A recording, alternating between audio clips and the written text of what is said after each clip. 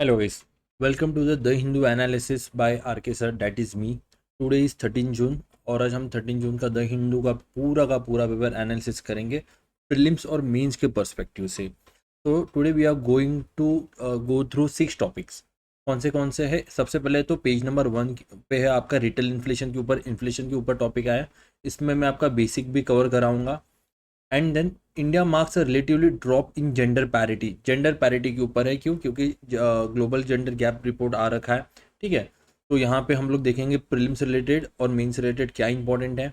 Then again Trump की जो tariff policy है उसके ऊपर एडिटोरियल आ रखा है पेज नंबर 10 पे। वो हम लोग देखेंगे कि मेंस के पर्सपेक्टिव से वो कैसे इंपॉर्टेंट है। Apart from that there is a urban mobility in विकसित भारत का टॉपिक एक है। ठीक है, बेसिकली ये मोबिलिटी ट्रांसपोर्टेशन के ऊपर है। इसको हम लोग ब्रीफ में देखेंगे क्योंकि ये प्रीलिम से इतना इंपॉर्टेंट नहीं है, बट मेंस के ऊपर आप एक सब पॉइंट आप जनरेट कर सकते हो whenever there is a topic from urbanisation. Okay, then page number 12 पे आपका नेक्स्ट टॉपिक है, that is US credit downgrade. Okay, जैसे यूएस की जो रेटिंग है वो कम हो गई है, तो ये इंडिया पे कैसे इंपैक्ट करेगा, ओवरऑल ग्लोबल कैसे इंपैक्ट करेगा, एक टोटल इसको हम लोग होलिस्टिक व्यू से देखेंगे। ये सबसे इंपॉर्टेंट टॉपिक है आज का। Okay, and then there is a centre scheme must passes to effectiveness test to continue. So ये इफेक्टिवनेस टेस्ट क्या है वो देखेंगे। ओके, एंड इसमें हम लोग देखेंगे टाइप ऑफ स्कीम्स होती है, सीएसएस और ये सेंटर सेक्टर स्कीम वगैरह कैसे होते हैं, सनसेट क्लॉज क्या है वगैरह एवरीथिंग। ओके, ये है आपका पेज नंबर 14 के ऊपर है, जिसको भी हम लोग टोटल में देखेंगे। सेंटर सेक्टर स्कीम और सेंटर स्पॉन्सर्ड स्कीम, दो टाइप के स्कीम होते हैं, वो भी देखेंगे पूरा। तो ओवरऑल आज का ये हमारा एक्सप्लेनेशन होने वाला है। ओके, देन चलो let's start with our session now. तो first topic, first come first कि क्या है retail inflation need to is down 6 year low. ठीक है, मतलब यहाँ पे क्या हुआ, रिटेल इन्फ्लेशन जो है वो 6 साल में सबसे कम आ रखा है। ओके, तो ये टॉपिक जो है वो आपको कैसे इंपॉर्टेंट है, यहाँ पे मैं आपको अगर प्रीलिम्स के पर्सपेक्टिव से बताऊं तो 2021 में ओके प्रीलिम्स के ऊपर एक WPI एंड CPI के ऊपर एक क्वेश्चन आया था। Apart from that in every economic question okay आप इन्फ्लेशन का एक ना एक तो एंगल लेके आते हो, तो आपको ये चीज़ें समझना बहुत ज़रूरी है। ओके, कि ये कैसे यूज़ होगा। तो यहाँ पे question on CPI, food inflation, monetary policy, government interventions are common in prelims and GS3 mains. ठीक है, वो उसके बाद हमें क्या देखना है कि सप्लाई साइड फैक्टर वगैरह कैसे इंपॉर्टेंट है। तो चलो समझने चलते हैं कि इस टॉपिक को कैसे देखा जाएगा। पहले कुछ बेसिक बताऊंगा, फिर उसके बाद इस टॉपिक में क्या है वो देखेंगे। सबसे पहले तो inflation, what is inflation. Inflation मतलब कि general rise in price of goods of services. मतलब कि अगर एक बनाना 10 रुपए का मिल रहा था, तो और वही बनाना मुझे 12 रुपए का मिल रहा है, ठीक है, तो 2 रुपए प्राइस बढ़ गई। ठीक है, तो ये क्या हो गया, इन्फ्लेशन। तो इन्फ्लेशन मतलब क्या, if inflation is too high people purchasing power goes down. मतलब कि रुपये की जो आपका जो मनी है उसकी वैल्यू कम हो जाती है। ओके, इसको और थोड़ा डिटेल में देखते हैं। ठीक है, डिटेल में कैसे, सबसे पहले तो इन्फ्लेशन का मीनिंग समझते हैं। ठीक है, यहाँ पे वैल्यू ऑफ मनी क्या होता है, नीचे आती है। For example value of money क्या होती है, नीचे आती है। समझो कि एक मटेरियल है या फिर कोई थिंग है, अगेन बनाना ही लेते हैं। ठीक है, एक बनाना मुझे 10 रुपए का मिल रहा है। ओके, कुछ टाइम बाद वही एक बनाना मुझे क्या मिल रहा है, 12 रुपए का मिल रहा है। तो इसकी वजह से क्या हो गया, मनी की वैल्यू कम हो गई, क्योंकि बनाना तो एक ही है बट उसकी वैल्यू है ना जो कम ज्यादा हो गई, अब उसकी वैल्यू क्या हो गई, ज्यादा हो गई, तो ये हो गया इन्फ्लेशन। तो बेसिकली इन्फ्लेशन के टाइप्स कौन से हैं वो हमें प्रीलिम्स के लिए बहुत जरूरी है। तो इन्फ्लेशन अगर को हम लोग क्लासीफाई करें, ठीक है, तो इन्फ्लेशन को क्लासीफाई करेंगे अलग अलग टाइप के ऊपर। ठीक है, टाइप्स ऑफ इन्फ्लेशन। तो अगर हम देखेंगे तो सबसे पहले टाइप में आता है हमारा बेस्ड ऑन रेट। रेट मतलब कि स्पीड। ठीक है, अगर स्पीड के हिसाब से देखेंगे तो सबसे पहले हमारा होगा creeping inflation. Okay, creeping inflation क्या होता है कि जो रेट होता है ओके वो 3% से ज्यादा नहीं होता, वो 3% तक ही रहता है इन्फ्लेशन का रेट। ओके, इसको हम लोग क्या बोलते हैं, माइल्ड इन्फ्लेशन। ठीक है, और इसको हम लोग कंट्रोल इन्फ्लेशन भी कहते हैं। And second is walking inflation. Okay, walking inflation, इसका रेट क्या होता है, 3% to 7% होता है। ठीक है, और ये क्या होता है, ये वार्निंग साइंस होती है जब भी प्राइस बढ़ने की शुरुआत होती है। देन इसके बाद रनिंग इन्फ्लेशन। ओके, इसके बाद रनिंग इन्फ्लेशन, रनिंग इन्फ्लेशन में क्या होता है, रनिंग इन्फ्लेशन 7 to 10% होता है और ये डेंजर होता है इकोनॉमी के लिए, इसकी वजह से इकोनॉमी पे बहुत ज्यादा इंपैक्ट आ जाता है। Okay, and then there is hyperinflation. Hyperinflation क्या होता है, it is more than 50%, more than 50% आपका हाइपर इन्फ्लेशन होता है। और यहां पे हाइपर इन्फ्लेशन देखा जाएगा,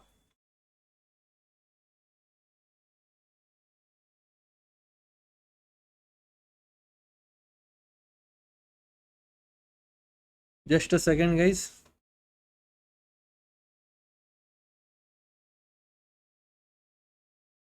okay, so we are saying about hyperinflation, ठीक है। हाइपर इन्फ्लेशन के बारे में हम लोग यहाँ पे देख रहे थे। तो हाइपर इन्फ्लेशन हाइपर इन्फ्लेशन मतलब क्या होता है, इट इज मोर देन 50%। और ये इंडिया में नहीं देखा गया, it is very rare in India. But ये कहाँ पे हुआ था हाइपर इन्फ्लेशन, बताओ मुझे, आपको आइडिया है? तो ये एग्जाम्पल की तरह आप यूज कर सकते हैं। It was happened in Zimbabwe. Okay, Zimbabwe and Venezuela, ये दो कंट्रीज में हाइपर इन्फ्लेशन देखा गया था। लिटरली लोग गड्डी, लाइक बहुत सारे नोटों की गड्डी लेके रोड पे बैठे हुए थे। इतना मतलब एक ब्रेड खरीदने के लिए आपको मिलियन पैसे चुकाने पड़ते हैं। तो ये these are the types of inflation. अगर ये इन्फ्लेशन बेस्ड ऑन रेट है तो अलग और कौन से इन्फ्लेशन है, बेस्ड ऑन रेट हो गया तो बेस्ड ऑन सेंसस भी हो जाता है, बेस्ड ऑन कॉजेस, ठीक है। कॉजेस में अगर हम लोग सबसे पहले देखें तो होता है डिमांड पुल इन्फ्लेशन। तो डिमांड पुल मतलब क्या, यहाँ पे क्या होता है ना, too much money chasing too few goods.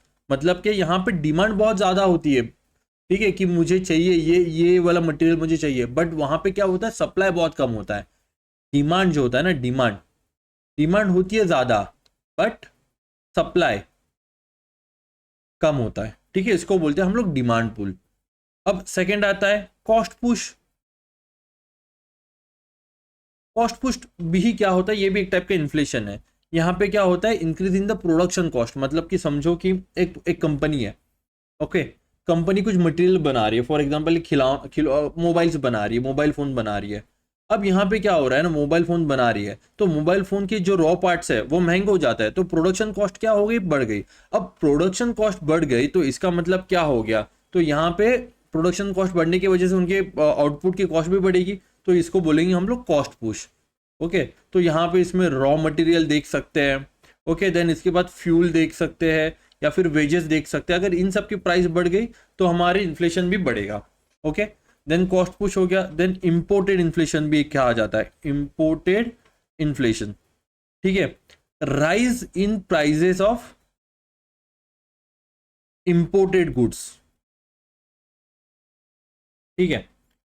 जब भी इंपोर्टेड गुड्स की प्राइस राइज होती है तब ये इन्फ्लेशन होता है। मतलब कि अगर ऑयल की प्राइस बढ़ गई तो ऑब्वियसली हमारे यहाँ पे इन्फ्लेशन दिखाएगा, ठीक है। तो इंपोर्टेड गुड की प्राइस बढ़ जाती है। Okay, and then there is next one है स्ट्रक्चर्ड इन्फ्लेशन। स्ट्रक्चरल इन्फ्लेशन काफी सिंपल होता है, due to the long structural problems. मतलब कि स्ट्रक्चरल प्रॉब्लम कैसे हो सकती है कि पुअर लॉजिस्टिक है, यहाँ पे पुअर लॉजिस्टिक, लो प्रोडक्टिविटी, ठीक है। इसको हम लोग क्या कहेंगे, इसको हम लोग कहेंगे बेस्ड ऑन कॉजेस। तो ये चार टाइप है बेस्ड ऑन कॉजेस पे, ठीक है। अब बेस्ड ऑन कॉजेस तो हो गया, बट और क्या क्या हो सकता है, ओके। तो बेस्ड ऑन कवरेज भी है। अगर देखेंगे based on coverage, based on coverage क्या क्या है, सबसे पहले तो headline inflation and then there is core inflation. Okay, headline inflation मतलब क्या, ओवरऑल, मतलब सब कुछ मिलाएंगे उसमें हम लोग, सब कुछ, food, fuel, everything everything will include in it, ठीक है। उसको कहेंगे headline inflation. But core inflation क्या होगा पता है, इसमें हम लोग क्या करेंगे, वोलेटाइल आइटम जो होते हैं, वोलेटाइल आइटम्स मतलब क्या क्या हो सकता है बताओ मुझे। वोलेटाइल आइटम्स मतलब कि फूड एंड फ्यूल, इसको एक्सक्लूड करेंगे क्योंकि इसकी प्राइस क्या होती है, बढ़ती रहती है, बार बार बढ़ती कम होती है, बढ़ती कम होती है, तो ये काफी वोलाटाइल होती है। तो इसको हम लोग क्या करेंगे, एक्सक्लूड करेंगे। तो इसको हम लोग कहेंगे कोर इन्फ्लेशन। और हेडलाइन इन्फ्लेशन मतलब क्या, सब कुछ आ जाता है। तो इंडिया में इन्फ्लेशन कैसे काउंट किया जाता है, कैसे मेजर किया जाता है, how inflation is measured in India. तो हमारे पास दो वे है, ठीक है, two ways to measure inflation in India. सबसे पहले है CPI, that is consumer price index, and second है डब्ल्यूपीआई, होलसेल प्राइस इंडेक्स। तो इसमें क्या होता है कि कंज्यूमर प्राइस इंडेक्स में क्या होता है ना, रिटेल प्राइसेस लेते हैं हम लोग। रिटेल प्राइसेस मतलब जो जिस प्राइस पे हमें जो चीज़ें बेची जाती है, ठीक है, उसको हम लोग यूज़ करते हैं पॉलिसी के लिए। और ये कौन रिलीज करता है, ये एनओ से रिलीज करती है, और इसके अंदर आता है, ये मॉस्पी के अंदर आता है, okay, ministry of statistic. And WPI ये क्या होता है, होलसेल प्राइस इंडेक्स। यहाँ पे क्या करते हैं, जो प्राइजेस है ना वो होलसेल प्राइजेस पे लेते हैं, मतलब कि बल्क लेवल पे, ठीक है। और ये कौन रिलीज करता है, ये office of economic advisor release करता है, okay, office of economic advisor. तो इंडिया में देखा जाएगा तो इंडिया में क्या होगा, वी यूज सीपीएफ और targeted inflation is under monetary policy framework. और हम लोग टारगेटेड इन्फ्लेशन कितना होता है, टारगेटेड इन्फ्लेशन इज 4% ±2%, मतलब इधर वो 2 भी जा सकता है या फिर 6 भी जा सकता है, इतना हम लोग उसको सहूलियत दे रहे हैं, ओके। आई होप इतना इन्फ्लेशन से रिलेटेड आपको सारी बेसिक क्लियर हो गया अभी, ओके। अगर इन्फ्लेशन से रिलेटेड बेसिक क्लियर हो गया तो आगे बढ़ते हैं। तो इस आर्टिकल में क्या दिया था, तो आर्टिकल में दिया था कि यहाँ पे जो रिटेल इन्फ्लेशन है fell to 2.8%, okay, that is the lowest in 75 month over 6 years. ये भी अभी अच्छी बात है, क्यों, because prices are rising slowly, क्योंकि धीरे धीरे धीरे धीरे प्राइजेस बढ़ रहे हैं और people feel less pressure on daily expenses, okay. तो यहाँ पे जो इन्फ्लेशन जो है वो फॉल क्यों हुआ था, पहले तो वो हमें जानना चाहिए। क्योंकि यहाँ पे क्या हो रहा है, फूड के प्राइस ड्रॉप हो गए, जैसे वेजिटेबल चीपर बन गए, ओके, वेजिटेबल सस्ते हो गए, पल्सेस के भी पैसे नीचे आ गए, और spices and meat also get cheaper, okay. This is called deflation, इसको डिफ्लेशन कहा जाता है। मतलब क्या, prices are not rise just rising slowly but falling, okay. अब इन्फ्लेशन मतलब क्या, देखो समझो कि ये प्राइस राइज है, ठीक है, and this is time, okay. यहाँ पे क्या हो रहा है, धीरे धीरे धीरे धीरे इन्फ्लेशन बढ़ रहा है, प्राइस राइज हो रही है, तो इसको क्या कहेंगे, इन्फ्लेशन। बट यहाँ इसके यहाँ पे क्या हो रहा है, डिफ्लेशन में यहाँ पे प्राइस क्या हो रहा है, नीचे गिर रही है, ओके। जो प्राइस ऊपर जानी चाहिए थी वो नीचे जा रहे, तो इसे क्या कहेंगे, डिफ्लेशन, ओके। तो ये चीज़ है।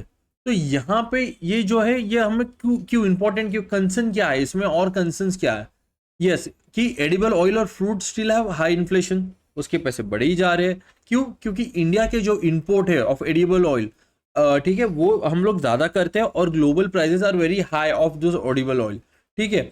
और also less sowing of edible oil in India this year. मतलब क्या, हम लोग उतना डोमेस्टिक भी प्रोड्यूस नहीं कर पा रहे हैं। तो गवर्नमेंट क्या एक्शन लेगी इसके ऊपर, to control edible oil prices the government reduce import tax. मतलब क्या करेंगे, जैसे इंपोर्ट टैक्स होता है कि कस्टम ड्यूटी लगाते हैं हम लोग, कि समझो कि अगर हमें यूएस से ऑयल मंगाना है, ठीक है, तो जब भी इंडिया में आएगा तो हम लोग इसको कस्टम ड्यूटी इम्पोर्ट टैरिफ लगाएंगे, या फिर कस्टम ड्यूटी लगाएंगे। अगर कस्टम ड्यूटी 100 रुपये होगा और ये बेच 50 रुपये में हो रहा है, तो यहाँ पे हमें 150 रुपये में मिलेगा। बट अगर यहाँ पे हमने कस्टम ड्यूटी जो है 80 रुपीज़ लगाई है, तो वही चीज़ हमें कितना 130 रुपये में मिलेगी। तो यहाँ पे क्या कर रही है government, custom duty import tax जो है वो कम कर रही है। This makes imported oil cheaper, expected to reduce prices, okay. I hope आपको ये टॉपिक अच्छे से समझ में आया होगा, ठीक है, इसमें हमने बेसिक भी अच्छे से कवर कर लिया, okay. Then let's move to our next topic. कौन सा टॉपिक है हमारा next, India mark a relative drop in gender parity, ठीक है। ये टॉपिक जो है मेंस प्रीलिम्स से रिलेटेड ज़्यादा इंपॉर्टेंट है, ठीक है। मेंस रिलेटेड इतना नहीं है, मेंस रिलेटेड सिर्फ हम लोग उसके कुछ पिलर्स और या रैंकिंग ही यूज़ करेंगे, ठीक है। तो देखते हैं, तो सबसे पहले कि प्रीलिम्स से रिलेटेड क्या इंपॉर्टेंट है। ये जो पब्लिश की है report, global gender gap report, ये किसने पब्लिश की है, ये इंपॉर्टेंट है। इसके कौन से पिलर्स है, 2019 में ईज ऑफ डूइंग बिजनेस के ऊपर एक क्वेश्चन आया था, ठीक है। तो क्वेश्चन क्या था, उसके जो पिलर्स है, ठीक है, वो पूछे गए थे। तो इसके लिए क्या हो रहा है, ये जो पिलर्स है ये भी इंपॉर्टेंट है, क्योंकि इस तरह के क्वेश्चन यूपीएससी पूछता है। तो चलो देखते हैं। तो इसे किससे पब्लिश किया, इसने publish annual by World Economic Forum ने सिंस 2008। तो सबसे पहले तो ये फैक्ट याद रखो, it is publish by World Economic forum.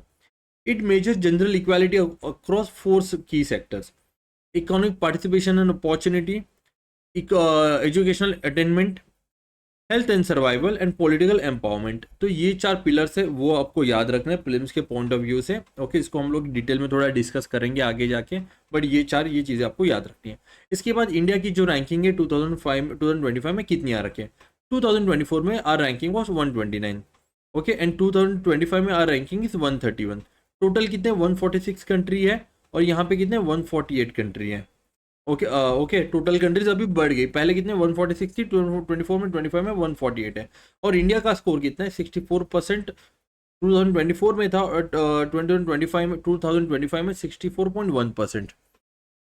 Okay, अगर देखा जाएगा तो देखते हैं कि यहाँ पे जो चार पिलर है उसको हम लोग देखते हैं। ठीक है, इंडिया का परफॉर्मेंस कैसा है। तो सबसे पहले क्या था, इकोनॉमिक पार्टिसिपेशन एंड अपॉर्चुनिटी। एक ओके, तो यहाँ पे क्या हो रहा है कि यहाँ पे जो इकोनॉमिक पार्टिसिपेशन एंड अपॉर्चुनिटी में है, यहाँ पे कोई नया नो इम्प्रूवमेंट, ठीक है, यहाँ पे इम्प्रूवमेंट है ही नहीं in female labour force participation. Okay, यहाँ पे कितना है, यहाँ पे पहले था 2024 में हमारा 45.9% था, अभी भी इतना ही है।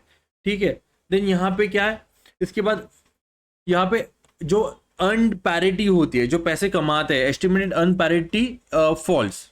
ठीक है, जैसे मतलब कि अगर कोई भी मेल और फीमेल का जो अगर हम लोग कंपैरिजन करेंगे, ठीक है, वो क्या हो गई, वो पैरिटी कम हो गई। ठीक है, इसकी वजह से क्या हो रहा है, यहाँ पे जो इंडियन स्ट्रगल है ड्यू टू क्यू स्ट्रगल हो रहा है।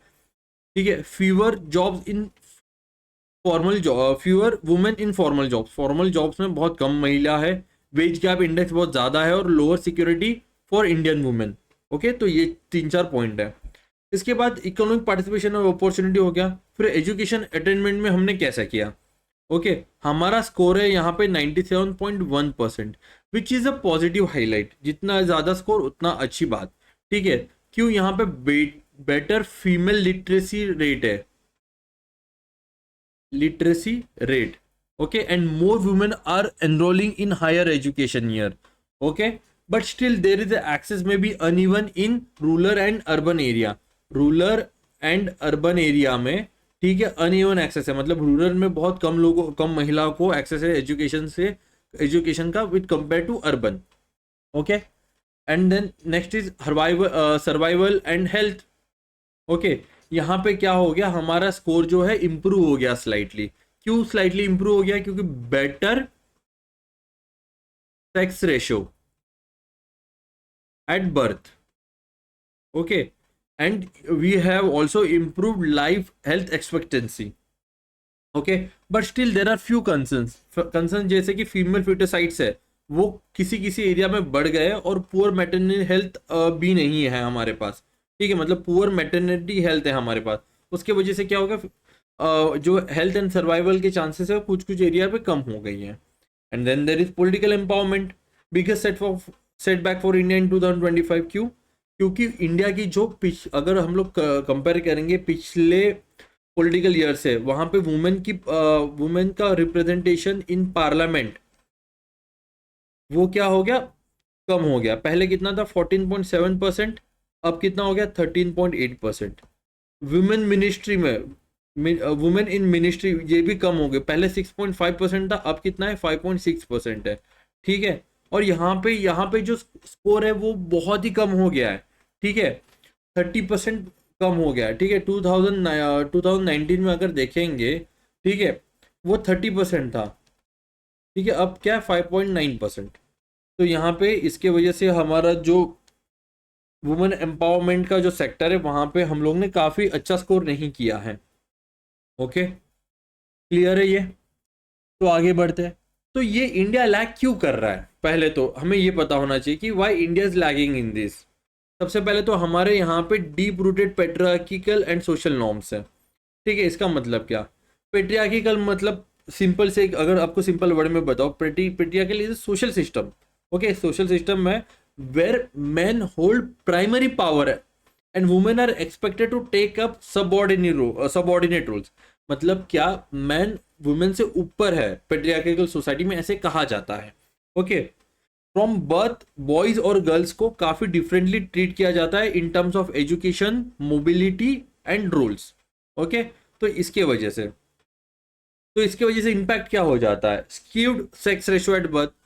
क्या इम्पैक्ट आ जाता है, स्क्यूड सेक्स रेशियो। ठीक है, एट बर्थ प्रेफरेंस किन्हें दी जाती, सन को प्रेफरेंस दी जाती। Girls are discourage from getting higher education और करियर ड्रीम्स। ओके, तो ये है deep rooted patriarchy and social norm. Second है unequal burden of unpaid work.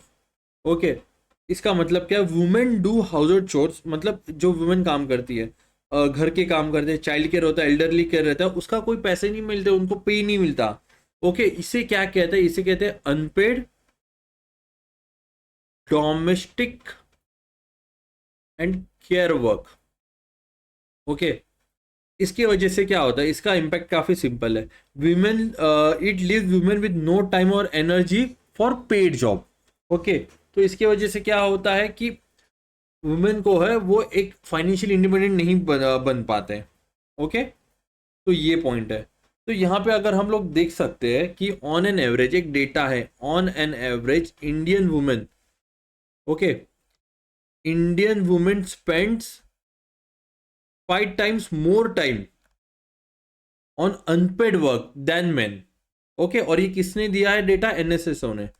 वो इंडियन वुमेन है वो 5 times ज्यादा काम करती है अनपेड वर्क के compare to mens in India. तो ये डेटा आप कोट कर सकते हो।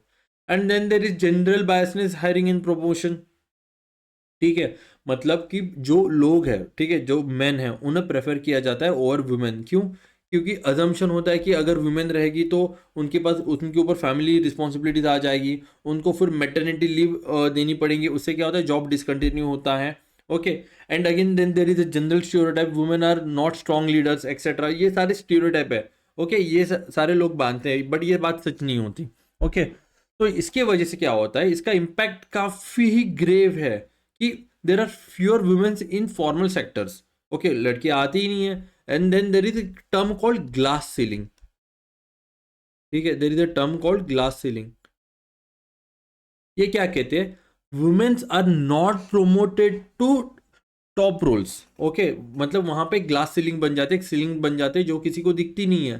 ठीक है, और उसका मतलब क्या होता है, वुमेन को ना मैनेजरियल लेवल या फिर उसके बड़े डायरेक्टर लेवल पे ना प्रमोट नहीं किया जाता। अगेन क्यों? क्योंकि जो हमने जो पहले जो पॉइंट डिस्कस किए थे इसकी वजह से। ओके, तो ये then there is a lower representation decision making body. ठीक है, जैसे फ्यूअर वुमेन पार्लियामेंट में बहुत कम है, मिनिस्ट्रियल पोजीशन में बहुत कम है, जुडिशरी एंड ब्यूरोक्रेसी में वुमेन कम है। तो इसकी वजह से पॉलिसीज क्या होते हैं, lack gender lenses. Okay, policies में पता ही नहीं चलता कि वुमेन के पर्सपेक्टिव का हमें पॉइंट पता ही नहीं चलता। तो ये सारे पॉइंट है। ओके, क्लियर है ये? तो बढ़ते हैं आगे। आई होप ये टॉपिक आपको क्लियर हो गया होगा। Okay, then our next topic is,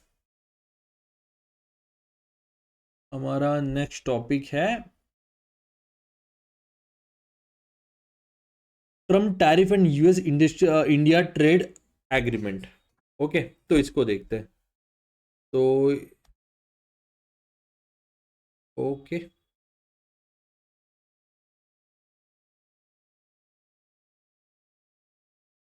हाँ, तो यहाँ पे क्या बोला है कि ट्रम्प की टैरिफ पॉलिसी के ऊपर बोला गया है। तो उसको थोड़ा डिटेल में देखते हैं। ठीक है, कि ये कहाँ पे और कैसे यूज़ होगा आपको। तो सबसे पहले तो ये आर्टिकल क्या क्या डिस्कस करेंगे, इस आर्टिकल में हम लोग क्या क्या डिस्कस करेंगे, it is a editorial. Okay, कि how small businesses legally challenge Trump area global tariff and the abuse of executive power. मतलब ट्रम्प की जो एग्जीक्यूटिव पावर है वो कैसे अब्यूज कर रहा है in a name of national emergency, and how this affect international trade laws, specially India US trade. और इंडिया को क्या करना चाहिए इस सिचुएशन में। ओके, तो ये आपको दो तरह के से यूज हो सकता है, आईआर में हो सकता है, GS two, and that is second is जीएस3 में इकोनॉमी। ओके, आप पॉज करके देख सकते हो कहाँ कहाँ यूज हो सकता है। तो चलो इसको समझने की कोशिश करते हैं। तो सबसे पहले की कंसेप्ट समझते हैं कि क्या होता है।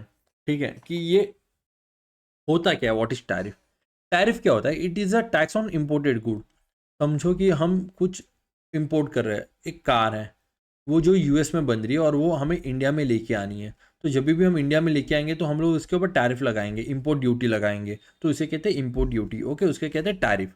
Okay, countries use tariff to protect domestic industry, control import and raise revenue. Okay, समझो कि अगर हम लोग कार मंगा रहे हैं, टेस्ला की कार है यहाँ पे, ठीक है, एक ईवी व्हीकल है टेस्ला, वो यूएस में मिल रही है, समझो कि 5 लाख में। ओके, और इंडिया में जो ईवी बन रही है, जो टाटा ईवी बना रही है, वो है समझो कि 8 लाख में। तो यहाँ पे हमें ये जो डोमेस्टिक मार्केट है उसको सेव करने के लिए, उसको प्रोटेक्ट करने के लिए हम टेस्ला के ऊपर क्या करेंगे, इम्पोर्ट ड्यूटी लगाएंगे, क्योंकि यहाँ पे प्रोडक्शन कॉस्ट काफ़ी कम आता है, बट इंडिया में प्रोडक्शन कॉस्ट ज़्यादा है क्योंकि टेक्नोलॉजिकल एडवांसमेंट उतनी है नहीं जितनी यूएस में है। तो इसकी वजह से क्या हम लोग करेंगे, इसके ऊपर कुछ इम्पोर्ट ड्यूटी लगाएंगे, जिससे क्या होगा, एक जो फील्ड होगी, ठीक है, वहाँ पे सब एक ही लेवल पे होंगे और किसी को बेनिफिट नहीं मिलेगा टेक्नोलॉजिकल एडवांसमेंट का। ये एक एग्जांपल दे रहा हूँ मैं। ओके, तो यहाँ पे देख सकते हैं कि ये होता है टैरिफ। तो टैरिफ डेफिसिट क्या होता है, तो टैरिफ डेफिसिट भी जानना जरूरी है। Tariff deficits occur when a country imports more than it's export. Okay, समझो कि हम लोग क्या कर रहे हैं, इंपोर्ट ज़्यादा कर रहे हैं, एक्सपोर्ट से कम कर रहे हैं, तो उसकी वजह से क्या हो रहा है, हमारा डेफिसिट में चले जाते हैं। ठीक है, तो Trump administration claim that tariff were needed to reduce tariff deficit but is economical debatable. तो ये क्या कर रहे हैं ना कि यहाँ पे उनकी जो हम लोग बाहर से जो इंपोर्ट कर रहे हैं यूएस में, उसके ऊपर टैरिफ ज़्यादा लगा रहे हैं, तो उससे क्या होगा, जो टैरिफ डेफिसिट है वो कम हो जाएगा। ये इनका आर्ग्यूमेंट है। ओके, तो बट देखते कि ये है क्या बेसिकली। ठीक है, कि ट्रम्प एडमिशन कर क्या रहा है। तो व्हाट ट्रम्प डिड, ओके, उन्होंने क्या किया है, impose tariff duty 10 to 135% on import from 110 countries including India. 10 से 135% के ऊपर टैरिफ ड्यूटी लगाई है। Did affect everyday business, wine, bicycle and plastic. आप बोलेगी कि सर यहाँ पे क्या हो रहा है, आप बोल रहे हो कि टैरिफ इंपोर्ट किया है, इम्पोज किया है, और उसकी वजह से फिर जो यूएस में बिजनेस है वो क्यों पीछे पड़ रहे हैं, उनके लिए तो अच्छी बात है। बट अब ये भी समझो, जब भी आप टैरिफ लगाते हो इंपोर्टेड गुड्स पे, आप जब भी टैरिफ लगाते हो, ठीक है, उसकी क्या होता है, प्राइस राइज बढ़ जाती है। इसका मतलब क्या, रॉ मटेरियल भी तो मंगाते हैं ना। रॉ मटेरियल फॉर एग्जांपल एक साइकिल कंपनी है, बाइसिकल कंपनी है यूएस में, ठीक है, वो साइकिल बनाती है, बट उसका जो आयन है वो इंडिया से या फिर ताइवान से इंपोर्ट किया जाता है। तो अगर यहाँ पे इंपोर्ट लगा रहे, इंपोर्ट ड्यूटी लगा रहे, ठीक है, इंपोर्ट ड्यूटी बढ़ा रहे, तो उसका प्रोडक्शन कॉस्ट बढ़ गया। तो प्रोडक्शन कॉस्ट बढ़ गया तो क्या हो गया, उसकी प्राइस बढ़ गया। जस्ट हमने देखा था कि प्रोडक्शन कॉस्ट इन्फ्लेशन। ओके, कहाँ पे गया, कॉस्ट पुश इन्फ्लेशन हमने देखा था ना अभी यहाँ पे। तो ये हो गया कॉस्ट पुश इन्फ्लेशन। ओके, तो इसके वजह से क्या हो रहा है कि जो छोटे छोटे बिजनेस हैं वो परेशान हो गए हैं। ठीक है, तो यहाँ पे उन्होंने क्या किया, कुछ कंपनीज है, that 5 small companies filed a case in the US court of international trade. They argued tariff hurts our business and were unconstitutional. उन्होंने बोला कि ये जो टैरिफ है काफ़ी अनकॉन्स्टिट्यूशनल है, और वो कैसे, this tariff exclude legal limits सबसे पहले तो, एंड देन नेशनल इमरजेंसी के नाम पे ये कुछ भी कर रहे हैं। ठीक है, नेशनल इमरजेंसी के नाम पे ट्रम्प एडमिनिस्ट्रेशन कुछ भी कर रहा है। Executive can not rewrite trade loss without congressional approval. ये सारी हमें ज़रूरत नहीं है। हमें क्या ज़रूरत है कि हमें देखना था कि यहाँ पे क्या हो रहा था। ठीक है, तो ये ज़्यादा इंपॉर्टेंट है कि इंडिया को कैसे इम्पैक्ट कर रहा है।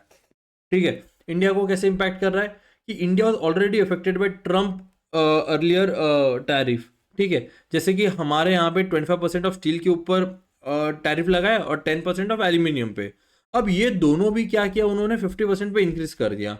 तो ऑब्वियसली 50% इंक्रीज कर दिया तो क्यों लेंगे ना वो, सही बात है। तो यूएस में जो भी जो आयरन और एल्यूमिनियम यूज़ कर रहे हैं, हम जो हमारा स्टील यूज़ कर रहे हैं, वो क्यों लेंगे, क्योंकि वो अब महंगा हो जाएगा। ठीक है, तो यहाँ पे क्या हो गया, India has filed at WTO. India ने डब्ल्यूटीओ में कंप्लेंट फाइल कर रखी है। ठीक है, बट लेटर उन्होंने विड्रॉ कर दी थी 2023 में कि एक म्यूचुअल सेटलमेंट हो गई थी। बट अगेन वही चीज़ वापस रिपीट हो गई। तो ये म्यूचुअल सेटलमेंट का कोई रियल सेफगार्ड है ही नहीं देखा जाएगा तो। ओके, इसके साथ साथ अदर कंसर्न्स भी हैं इनके कि यूएस प्रेशर कर रहा है on India to sign a trade agreement. Okay, before 8 July trade agreement sign करने के लिए, जो कल के पेपर में आया था। It also threats to impose tariff on Apple products made in India. Okay, ये क्या हिंट कर रहा है, it hint that the US might not support India in military conflict with China, क्योंकि ये इंडिया के थोड़ा अगेंस्ट जा रहा है ना। ओके, हमारे साथ साथ नहीं चल रहा है। तो इसकी वजह से इंडिया ने क्या करना चाहिए। ओके, तो इंडिया ने सिंपल है, India should negotiate wisely and protect his interest. कैसे, India must ensure all additional tariff on Indian goods are removed. ठीक है, तो यहाँ पे अगर हम लोग देखिए तो 50% टैरिफ है इंडियन गुड्स के ऊपर, जैसे स्टील एंड एल्यूमिनियम के। ठीक है, तो यहाँ पे क्या करना है कि इंडिया को नेगोशिएट करना है to ensure the extra tariff और आर रिमूव, जो एक्स्ट्रा टैरिफ दे रहे हैं वो निकाले उसके ऊपर। ओके, क्यों? क्योंकि this tariff hurts Indian exporter, makes a product expensive in US. Okay, उसके वजह से क्या होगा, जॉब लॉस होगा इन इंडियन मैन्युफैक्चरिंग सेक्टर, क्योंकि अगर हमारा एक्सपोर्ट उतना नहीं जाएगा तो यहाँ पे ऑब्वियसली जॉब लॉस होगा। ठीक है, and then no US retaliation against Indian law.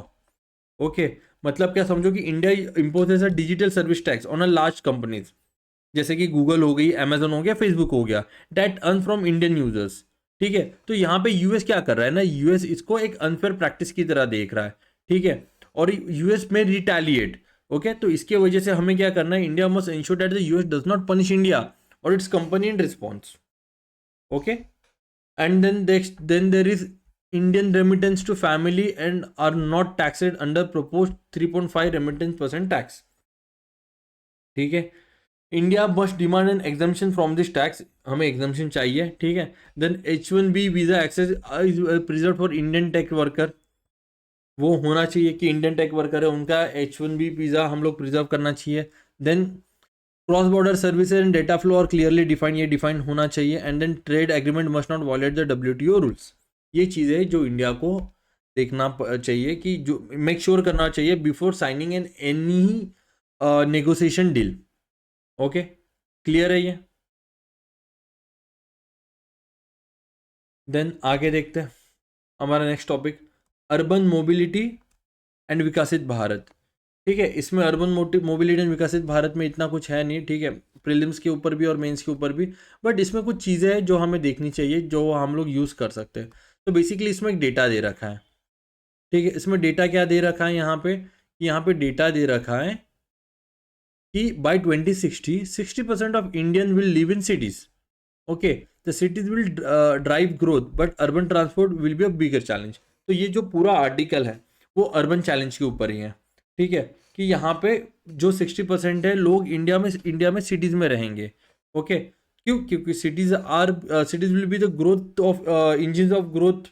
Okay, यहाँ पे तो यहाँ पे हमें क्या करना चाहिए, तो अर्बन ट्रांसपोर्ट को और बेटर करने में क्या करना चाहिए।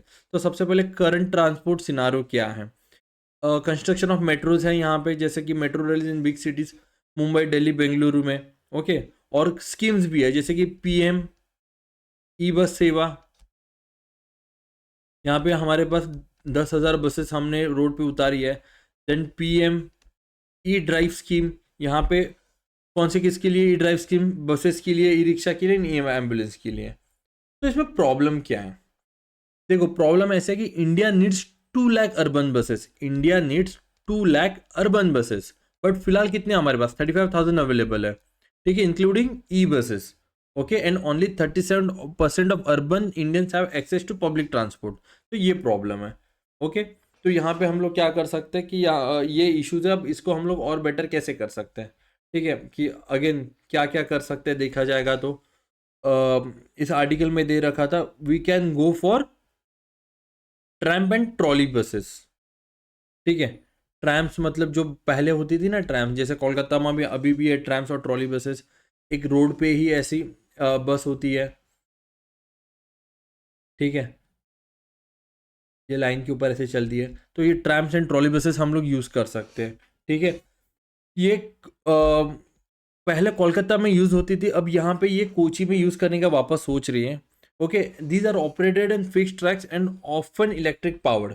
ठीक है, और वो जो ट्रैम्स होती है, ठीक है, ट्रैम्स है वो हाईली प्रॉफिटेबल होती है, 45% प्रॉफिट होता है उसमें। ओके, बस इतना ही है, इसमें कुछ इतना और ज़्यादा दिमाग लगाने की ज़रूरत नहीं है। इसको हम लोग छोटा सा एक एग्जाम्पल की तरह यूज़ कर सकते हैं। एंड देन सबसे इम्पोर्टेंट, ठीक है, क्या इंपॉर्टेंट है यहाँ पे कि ये जो आर्टिकल है, the US credit downgrade a mirror of India fiscal discipline. ठीक है, ये जो आर्टिकल है ये सबसे ज़्यादा इंपॉर्टेंट है। अगर इसको हम लोग समझे, ठीक है, तो ये क्या कहना चाहता था आर्टिकल कि रिसेंटली क्या हो रहा है ना, US में downgrade of the US sovereign credit rating by Moody करके एक ऑर्गेनाइजेशन है, उन्होंने यूएस के सोवरिन क्रेडिट को लोअर कर दिया था। And it argue that while it didn't cause immediate panic, it signal deeper global financial shift. Okay, और यहाँ पे जो आर्टिकल का ऑथर है उन्होंने क्या स्पेसिफिक ध्यान दिया कि इंडिया कैसे लर्न कर सकते हैं from this and focus on physical discipline to avoid similar vulnerabilities जो यूएस में हो रही है। ओके, तो सबसे पहले देखते हैं कि व्हाट हैपेंड इन यूएस। ठीक है, यूएस में हो क्या रहा था, ठीक है, क्या हुआ था बेसिकली। ठीक है, तो यहाँ पे हम लोग देख सकते हैं, यहाँ पे just a second guys, okay sorry कहाँ गया, यस, यहाँ पे on 16th of May 2025 Moody's downgraded the credit rating of US, मतलब कि यूएस की जो क्रेडिट रेटिंग है वो कम कर दी है। ठीक है, the downgrade didn't panic cause it is a signal a loss of global trust in the UN financial management. Okay, again again again वही चीज़, अगर आपका यहाँ पे क्या हो रहा है कि रेटिंग कम हो रही है, मतलब क्या हो रहा है कि आपका ग्लोबल ट्रस्ट जो है वो कम हो रहा है। क्यों? द यूएस नाउ हैज डेब्ट और 125% ऑफ जीडीपी। ओके, इंडिया में कितना डेथ है, 80% ऑफ जीडीपी है, और यूएस का कितना है, 120% of that GDP due to the unchecked deficit spending. Okay, and political deadlock in US have weakened its ability to control the debt. Okay, clear है, तो ये पॉइंट है। तो यहाँ पे हम लोग देख सकते हैं कि यहाँ पे क्या हो रहा है, तो ये जो इंपॉर्टेंट क्यों है, ग्लोबल इम्पैक्ट कैसे है आ रखा है ये। ओके, तो आप देख सकते हो कि ग्लोबल इम्पैक्ट क्या आ रहा है। Central bank are slowly diversifying away from US dollar. तो पहले क्या होता था, हमारे फॉरेक्स में क्या ना, मोस्ट ऑफ द टाइम हम लोग यूएस डॉलर ही रखते थे। अब हम लोग क्या कर रहे हैं, डाइवर्सिफाई कर रहे हैं, गोल्ड रख रहे हैं, डिजिटल करेंसीज रख रहे हैं, और अलग जैसे कि पाउंड स्टर्लिंग येन, ये सारे करेंसीज भी हम लोग रख रहे हैं। तो हम लोग क्या कर रहे हैं, हम लोग थोड़ा डाइवर्स कर रहे हैं अपने फॉरेक्स को। ठीक है, the word has abundant hasn't abundant the dollar yet but confidence is eroding. Okay, तो ये बेसिकली इसका पॉइंट है। देन इसके बाद next point, what does it means for India. ठीक है, देखो इंडिया की ओन डेथ कितनी है हमारे पास, इंडिया की डेथ कितनी है, जैसे मैंने कहा था 80% of our GDP. Okay, 80% of GDP हमारी डेथ है यहाँ पे। तो यहाँ पे US bond yield rises, capital may flow from out of India. ठीक है, अगर जो बॉन्ड इंडिया में जो यील्ड 5% है, अगर वही बॉन्ड यूएस में मुझे 10% यील्ड दे रहा है, तो मैं क्या करूँगा, मेरे पैसे यूएस के बॉन्ड में इन्वेस्ट करूँगा। ठीक है, एज इन जैसे 2013 में पेपर टैंट्रम्स का हुआ था scene, it will weaken the rupee and increase borrowing cost. तो India must protect itself from through financial discipline and not wait for the crisis to strike. Okay, तो ये चीज़ है। तो बेसिकली ये जो पूरा है, तो ये सारी चीज़ें हम लोग ने देखा था। तो इंडिया को क्या करना चाहिए, तो इंडिया को इसमें हम लोग क्या कर सकते हैं, basically we can go for physical prudence. ठीक है, फिजिकल प्रूडेंस हम लोग कर सकते हैं। Okay, India must not wait for grounded और पनिश बाय मार्केट, कि हम खुद से ये सारी चीज़ें करें, हमें वेट नहीं करना चाहिए कि जब मार्केट क्रैश होगा तब हम लोग हमारे पैसे वगैरह सब कुछ खत्म करेंगे। देन अगेन क्लियर स्ट्रैटेजी होनी चाहिए कि शॉर्ट टर्म स्ट्रैटेजी क्या होगी, मीडियम क्या होगी, लॉन्ग टर्म गोल क्या होंगे। Again invest in foundation not headlines, we should spend on job creating infrastructure, फिर उसके बाद स्किल डेवलपमेंट और adoption of technology, education and health. Okay, ये सारी चीज़ें हमें यहाँ पे लेके आनी चाहिए। तो बस इतना ही था ये आर्टिकल। एंड सो और next article is centre scheme must passes effective test. Okay, to continue. तो यहाँ पे ये आर्टिकल आया था, तो ये आर्टिकल कह रहा था, जो सेंटर के जो स्कीम्स है, ठीक है, सेंट्रल स्कीम्स, वो एक इफेक्टिवनेस टेस्ट हमें पास करना चाहिए वो कंटिन्यू करने के लिए। तो सबसे पहले ना हम लोग इसका बेसिक कंटेक्स्ट देखते हैं कि क्या है। यहाँ पे यूनियन फाइनेंस्ट्री ने एक सर्कुलर निकाला। ठीक है, 6 जून को एक सर्कुलर निकाला। उस सर्कुलर का था that introduce tightening norms for the continuation of government scheme beyond March 31 2026। अगर कोई भी स्कीम अगर हमें March 31 2026 से आगे बढ़ानी है, तो एक टाइटनिंग कंटिन्यूएशन नॉर्म्स होनी चाहिए। It mandate that the scheme fully और partially funded by the centre. अगर वो कोई भी स्कीम फुल्ली और पार्शली सेंटर फंड कर रहा है, there must undergo third party evaluation, वो अंडरगो होना चाहिए for to prove is effectiveness. Okay, तो यहाँ पे ये जो सर्कुलर निकाला है ना, उसमें एक क्लॉज लेके आए, सनसेट क्लॉज। ओके, इन्होंने मिनिस्ट्री ने उस सर्कुलर में लेके आ गए sunset clause. Okay, for all the schemes, like example कौन सी, मनरेगा। ठीक है, तो ऐसा, तो ये एक बेसिक है ये आर्टिकल से रिलेटेड। तो देखते कि क्या क्या है, जैसे कि मैंने अभी यहाँ पे देखा, बताया कि आपको यहाँ पे मिनिस्ट्री ने क्या किया, to improve the quality of the government expenditure, एक सर्कुलर निकाला था। Ensure outcome based governance, control physical burden and ensure only efficient and needed schemes are continue. हर एक स्कीम कंटिन्यू नहीं होना चाहिए। तो देखो स्कीम कैसे होता है, दो टाइप की होती है, centrally sponsored scheme and central sector scheme. Okay, तो हम लोग दोनों का डिफरेंस देखते हैं। तो सबसे पहले तो देखते हैं कि सेंट्रल सेक्टर स्कीम क्या होती है। They are fully funded by the centre, मतलब 100% जो भी स्कीम है वो कौन देखता है, वो सेंटर फंड करता है। ओके, और दे यूजुअली एडमिनिस्ट्रेटेड बाय, कौन एडमिनिस्ट्रेट करता है, सेंट्रल मिनिस्ट्री एडमिनिस्ट्रेशन करेगी और उनके डिपार्टमेंट है, स्टेट का कोई रोल नहीं होता। ठीक है, स्टेट हेल्प कर सकता है इम्प्लीमेंटेशन में, बट वो कंट्रोल नहीं कर सकता। And funding remain with the centre, और सेंटर उसके पैसे देता है। ठीक है, तो इसका एग्जाम्पल है सर आपके पास, यस एग्जाम्पल है PM Kisan scheme, Ujjwala scheme और योजना स्कीम। ये क्या है, सेंट्रल सेक्टर स्कीम है। Okay, and then there is central sponsored scheme. Sponsored scheme में क्या होता है, यहाँ जो फंड होती है वो सेंटर और स्टेट आधा आधा देती है। ठीक है, उसमें कैसे क्या होता है, 60-40 होता है, 60% सेंटर देगी, 40% स्टेट देंगी। देन इसके बाद 90-10 होता है, एंड 100 भी होता है, और 100 और 0 भी होता है। It is implemented by state but align with the national objective.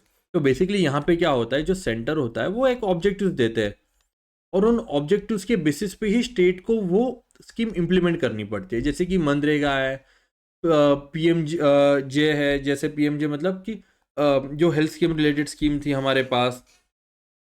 ठीक है, हाउसिंग फॉर ऑल एक स्कीम है। ठीक है, प्रधानमंत्री Awas Yojana, and then ICDS है, integrated child development services. And इसके बाद और एक स्कीम है सर्व शिक्षा अभियान, मिड डे मील स्कीम। ये सारी सेंट्रली स्पॉन्सर्ड स्कीम में आती है। ठीक है, तो बेसिकली यहाँ पे क्या बोला गया था, इस सर्कुलर में हाईलाइटेड क्या था, mandatory evolution for the scheme continuation. मतलब क्या, ऑल सेंट्रली फंडेड स्कीम है या फिर सेंट्रली स्पॉन्सर्ड स्कीम है, उसको मैंडेटरी क्या करना पड़ेगा, कंटिन्यूएशन करना पड़ेगा, only continue beyond 2025 to 26 if a third party evaluation shows positive outcome or there is a clear need for scaling or continuing the scheme। Okay, तो इसका ऑब्जेक्टिव काफी सिंपल है कि वेस्टफुल स्पेंडिंग नहीं होनी चाहिए और प्रमोट एविडेंस बेस्ड पॉलिसी हमें प्रमोट करनी है। Then there is sunsets clause for every scheme. Okay, sunset clause मतलब क्या, a fix ending date unless after evaluation. Okay, यहाँ पे एक डेट फिक्स करनी ही पड़ेगी हमें। ओके, उसके बाद ही वो क्या होगा, वो स्कीम कंटिन्यू होगी या नहीं होगी। ठीक है, वो इवेल्यूएट करने के बाद ही it prevent scheme from running endlessly. Okay, if the national, समझो कि if the national digital literacy mission was launch with 5 years timeline, it must be reevaluated before continuing beyond that period. Okay, मतलब समझो एक scheme है वो 5 साल के लिए आ गई है, तो ये वो तभी कंटिन्यू करनी चाहिए जब उसका इवैल्यूएशन होगा। Okay, and then there is funding क्या, फॉर एक्सटेंडेड स्कीम्स, मतलब for scheme seeking continuation over the 16 finance commission cycle, 2026 से 21 के बाद उसको वो कंटिन्यू करनी है। The total outlay should not exceed 5.5 times the average expenditure from last का जो ये है वो उससे 5.5 टाइम्स नहीं होना चाहिए। Okay, and ministers must justify the higher funds. Okay, and the schemes are limited, schemes are now fund limited, total spending cannot exceed approved outlet। ये बेसिक है। ठीक है, देन इम्पैक्ट ऑन मनरेगा एंड डिमांड ड्रिवन स्कीम, इसका impact पड़ेगा कि जैसे कि मनरेगा स्कीम है वो बजट बाउंड होती है based on estimate beneficiaries, then allow to carry forward unspended commitment, ये सारी चीज़ें। तो यहाँ पे हमें याद क्या रखना है, यहाँ पे हमें याद रखना है कि there are 54 central sector scheme and 60 centrally sponsored scheme and all new fresh cabinet approval post March 31। ओके, जो भी फ्रेश अप्रूवल है वो नई कैबिनेट से हमें लेने पड़ेंगे। तो बेसिकली ये पूरा आर्टिकल था द हिंदू का आज का। आई होप आपको ये आर्टिकल समझ में आए होंगे। आप इसकी जो PDF है वो मेरे टेलीग्राम ग्रुप से डाउनलोड कर सकते हैं। अगर कुछ डाउट है तो आप कमेंट सेक्शन में बता सकते हो। Thank you guys, thank you so much, bye everyone.